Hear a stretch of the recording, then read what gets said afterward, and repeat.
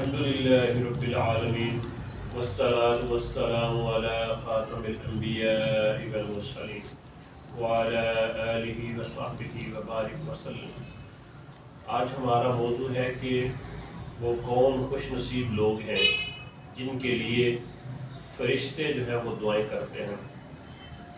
اللہ تعالیٰ کی شان ہے کہ جتنی مخلوق ہے وہ ساری اللہ تعالیٰ سے سوال کرتی ہے، وہ انبیاء کرام ہوں یا انسان ہوں، آسمانوں پہ رہنے والے فرشتے ہوں یا زمین پہ بسنے والے جنات ہوں، دوربین سے نظر آنے والے جراثیم یا چیونٹیاں ہوں، یا دیو قامت مخلوق ہو، بڑی سے بڑی مخلوق ہو، چھوٹی سے چھوٹی مخلوق ہو، سارے اللہ تعالیٰ کے کرم کے محتاج ہیں، اسی سے مانگنے والے ہیں۔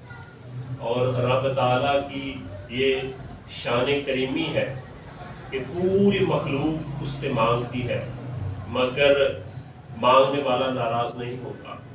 جتنا زیادہ مانگو وہ اتنا زیادہ خوش ہوتا ہے۔ وہ کہتا ہے کہ جتنا میرا شکر ادا کرو گے میں اتنا زیادہ آپ کو دوں گا۔ بلکہ وہ تو اتنا کریم، اتنا رحیم ہے کہ جو اس سے نہیں مانگتا تو اس سے ناراض ہوتا ہے۔ فرشتے اللہ تعالیٰ کی مقرب اور معزز مخلوق ہے، یہ گناہوں سے معصوم ہے، وہ وہی کرتے ہیں جن کا انہیں حکم دیا جاتا ہے۔ اس کے علاوہ بھی انہیں کچھ ذمہ داریاں دی جاتی ہیں۔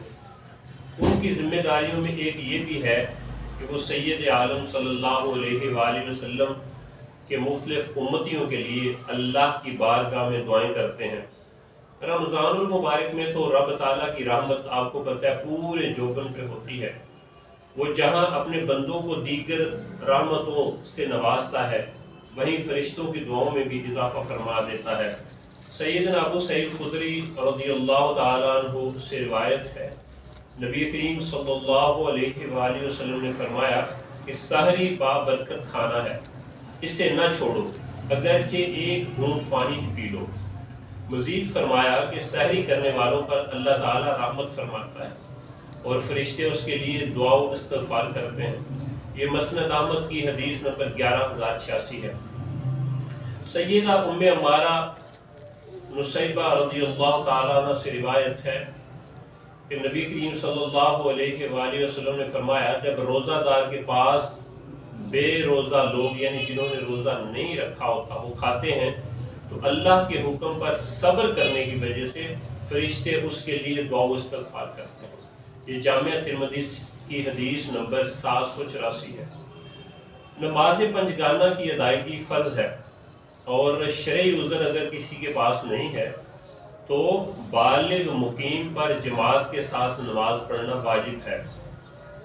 سیدنا ابو ہریرہ رضی اللہ تعالیٰ عنہ سے روایت ہے، نبی کریم صلی اللہ علیہ وآلہ وسلم نے فرمایا باجماعت نماز پڑھنے کا ثواب گھر یا بازار یا مسجد میں اکیلے نماز پڑھنے سے 25 گنا زیادہ ہے۔ جب تم میں سے کوئی شخص اچھی طرح یعنی کہ سنت کے مطابق وضو کرے اور فقط نماز کے لیے مسجد میں آئے تو مسجد میں داخل ہونے تک ہر قدم پر اللہ تعالیٰ اس کا ایک درجہ بلند فرما دیتے ہیں اور اس کا ایک گناہ معاف کر دیا جاتا ہے۔ پھر جب وہ مسجد میں داخل ہو جاتا ہے تو جب تک نماز کی وجہ سے مسجد میں رکا رہتا ہے وہ نماز ہی میں کون ہوتا ہے، نماز ہی میں وہ ہوتا ہے۔ جب تک وہ باوضو اپنی نماز والی جگہ پر بیٹھا رہتا ہے فرشتے اس کے لیے دعا اور استغفار کرتے ہیں کہ اے اللہ اسے بخش دے، اے اللہ اس پر رحمت فرما، اور یہ صحیح بخاری کی حدیث نمبر 470 ہے۔ سیدنا ابو امامہ رضی اللہ تعالی عنہ سے روایت ہے، نبی کریم صلی اللہ علیہ وآلہ وسلم نے فرمایا اللہ تعالیٰ اور اس کے فرشتے پہلی صف پر درود بھیجتے ہیں۔ اس کا مطلب ہے کہ وہ لوگ جو پہلی صف میں جا کے نماز ادا کرتے ہیں اللہ تعالیٰ اس پر اپنی رحمت نازل فرماتا ہے اور فرشتے اس کے لیے دعائیں کرتے ہیں۔ یہ مسند احمد کی حدیث نمبر 22263 ہے۔ ام المومنین سیدہ عائشہ رضی اللہ تعالی عنہا سے روایت ہے، نبی کریم صلی اللہ علیہ وآلہ وسلم نے فرمایا اللہ تعالیٰ اور اس کے فرشتے صفیں ملانے والوں پر درود بھیجتے ہیں۔ صفے میں لانے والے کون ہیں؟ یعنی جو نمازی صفوں کے درمیان خلا کو پر کرتے ہیں، کوئی خلا نہیں رہنے دیتے، صفوں کو درست کرتے ہیں، اللہ تعالیٰ ان پر رحمت نازل فرماتا ہے اور فرشتے ان کے لیے دعائیں کرتے ہیں۔ مزید فرمایا کہ جو صف میں موجود خالی جگہ پر کرے، اللہ اس کی برکت سے اس کا درجہ بلند فرمائے گا۔ سبحان اللہ۔ یہ سنن ابن ماجہ کی حدیث نمبر 995 ہے۔ اللہ تعالیٰ اور اس کے فرشتے صفوں کے دائیں حصے پر درود بھیجتے ہیں۔ یہ سنن ابن داؤد کی حدیث نمبر 676 ہے۔ نبی کریم صلی اللہ علیہ وآلہ وسلم نے فرمایا، جب ایک مسلمان دوسرے مسلمان کی عدم موجودگی میں اس کے لیے دعا کرتا ہے تو وہ ضرور قبول ہوتی ہے۔